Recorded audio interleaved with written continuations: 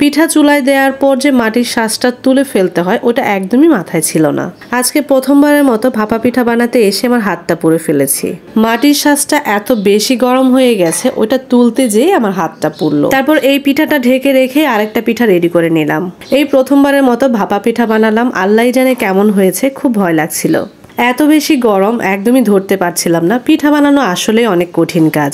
আম্মু সবসময় পিঠা বানিয়ে দেয় আর আমরা সবাই মিলে একসাথে বসে গরম গরম পিঠা খাই। আজকে নিজে কাজ করতে যেয়ে বুঝলাম প্রত্যেকটা ভালো জিনিসের পেছনে পরিবারের কারো না কারো খুব পরিশ্রম থাকে। আমি আমার মায়ের হাতের পিঠা অনেক বেশি পছন্দ করি। বাহিরে যত দামি দামি পিঠাই খাই না কেন ওরকম টেস্ট আমি কোথাও পাইনি। আপনার মায়ের হাতের কোন খাবারটা আপনার বেশি পছন্দ? চাইলে কিন্তু কমেন্টে আমাদের সাথে শেয়ার করতে পারেন। প্রথমবার পিঠা বানিয়েছি কিন্তু এত ভালো হয়েছে আমি নিজেই বিশ্বাস করতে পারছিলাম না। ভাপা পিঠার মধ্যে নারকেল ছাড়া একদমই ভালো লাগে না। আমি অনেকগুলো করে নারকেল দিয়েছি।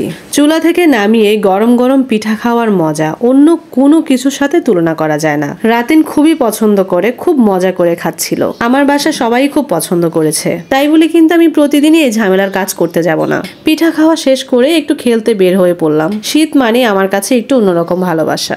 আমার ভিডিওগুলো যদি আপনাদের কাছে ভালো লেগে থাকে তাহলে অবশ্যই কমেন্টে জানাবেন। ফলো বাটনে ক্লিক করে রাখতে কিন্তু ভুলবেন না। আল্লাহ হাফেজ।